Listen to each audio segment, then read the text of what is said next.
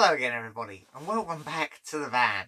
We're going to try carrying on to see if we can work out what the problem is with the diesel heater. I've had a few comments about the supply voltage.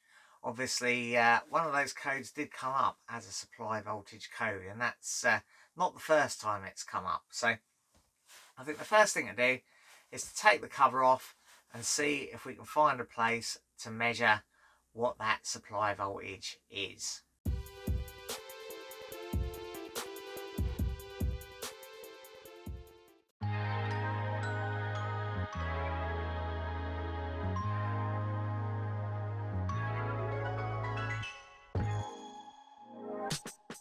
So I've picked up the voltage from the main power coming in to the heater, and that is currently showing 12.5. So make sure nothing's up against the fan, and then give it a shot.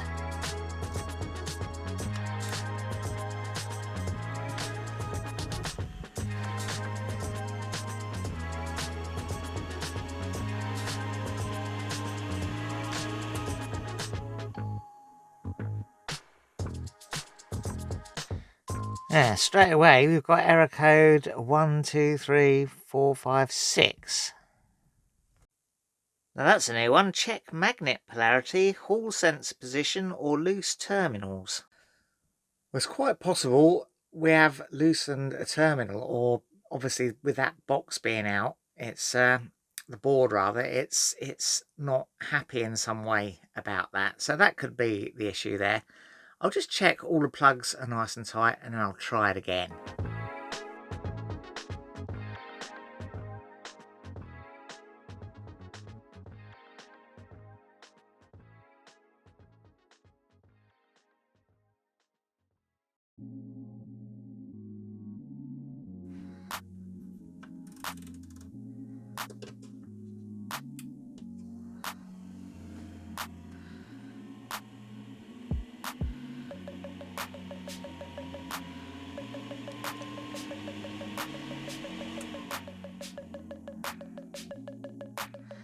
Now back to, well, this time it's 1, 2, 3, 4 lights flashing.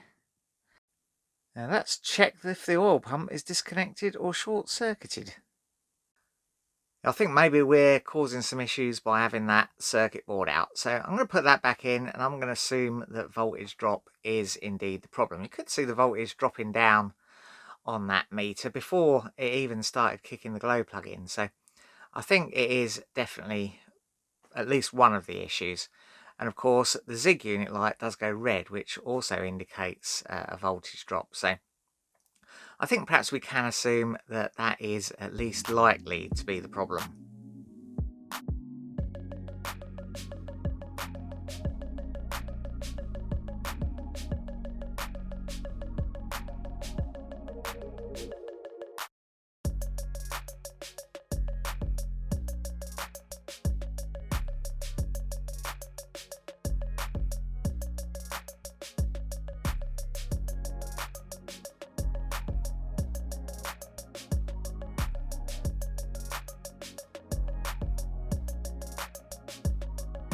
Now, being suspicious that this is in fact the problem, I have ordered myself some nice 6mm square auto cable, and we're going to try and connect this direct to the heater and then direct to the leisure battery.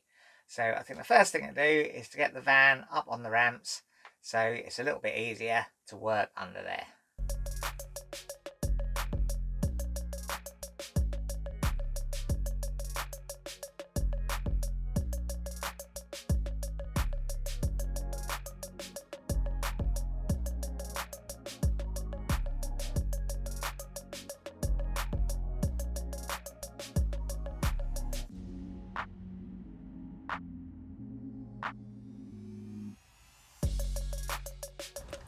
Right, I'll just disconnect the leisure battery before I start fiddling with the wiring.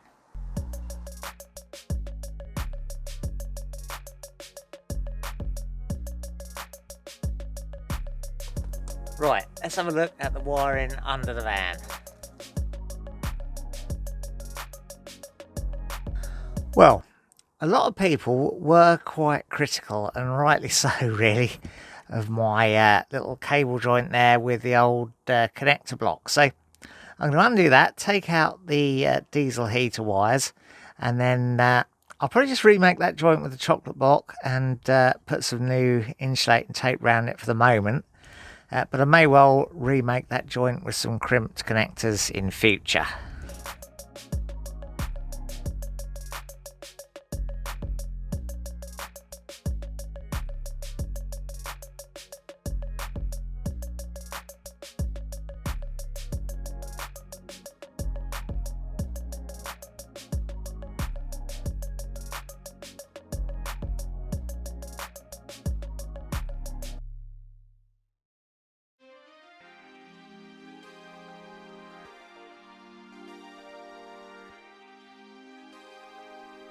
Now the big question is, of course, is that connection good? So I'm just going to pop the battery terminals back on again and just check I'm getting power back up to the Zig unit.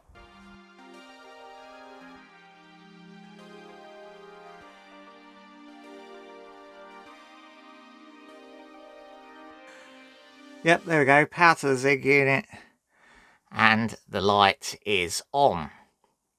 So let's just pop these off again.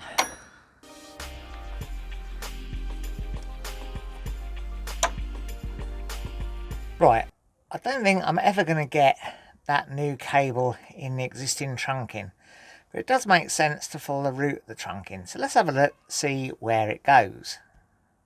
And from our dodgy joint there, it goes along this sort of cross member behind the exhaust, and it comes out here from behind the exhaust, runs along the underneath of the step of the van, and then round, comes up somewhere in the engine bay. So yeah, that is the end of it there, right by the main vehicle battery. So it's probably going to be easier to take the main vehicle battery out, see where all that goes.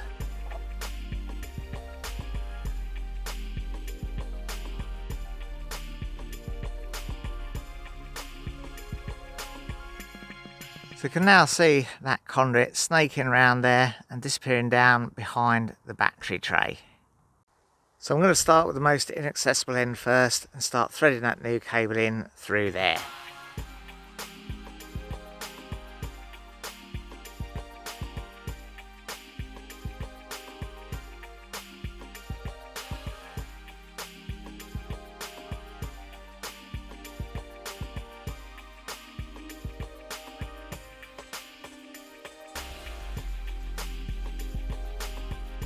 Now I'm going to attempt to thread them through where the existing leisure battery cables go in to this sort of slam panel, and yeah, they come out over there by the leisure battery. So let's see if we can thread them through there. Could be a bit tricky perhaps.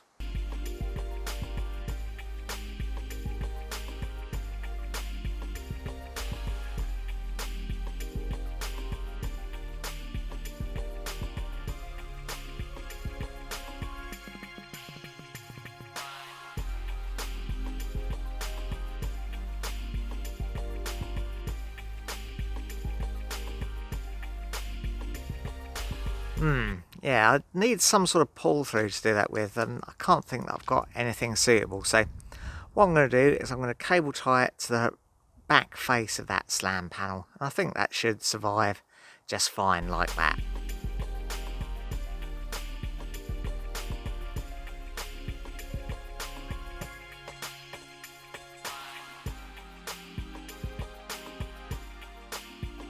Right, now let's route the rest of it underneath the van.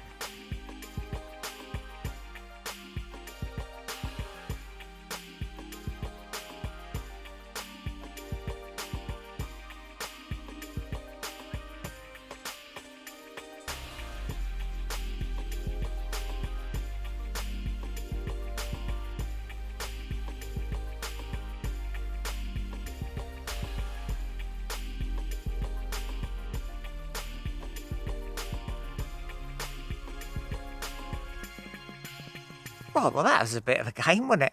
Let's let's go and get the crimp connectors from the garage and some wire trimmers.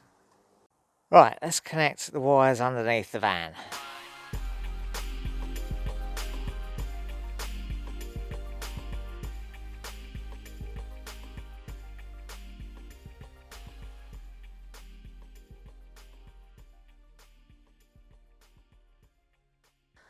Right, now back at the leisure battery end, we've got these battery clamps, and these are just screwed onto sort of squished pole terminals or post terminals.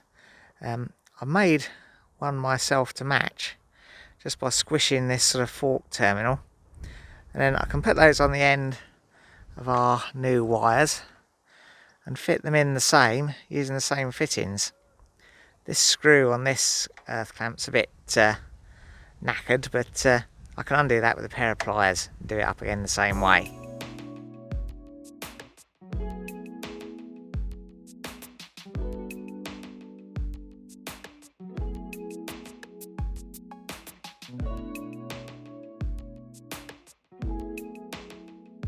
So there we go. Now there's an inline fuse here for the main van, but of course our diesel heater has a fuse protecting it just underneath the diesel heater in the main sort of positive feed. So I don't think we need to duplicate the fuse here, because then we just end up two fuses in the same wire, and that could be confusing if one blows.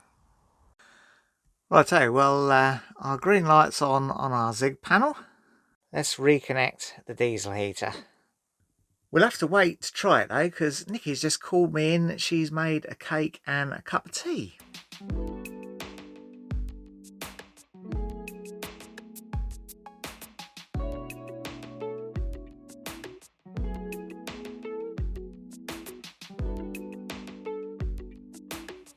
Well, that was very nice. Now let's get this diesel heater plugged back in again and give it a try.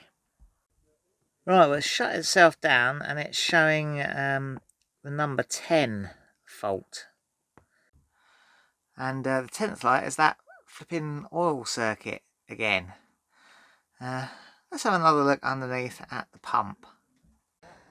Yeah, the pump seems all good. There's diesel in the lines and everything. Yeah. Right, I'm just letting it have a little bit of a prime. Yeah, maybe that's just not pumping diesel sufficiently. Look.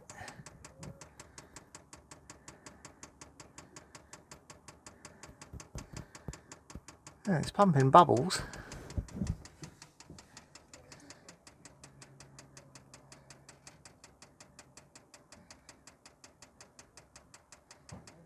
Right, let's stop that. And let's try it again. Now we've had a bit of a prime.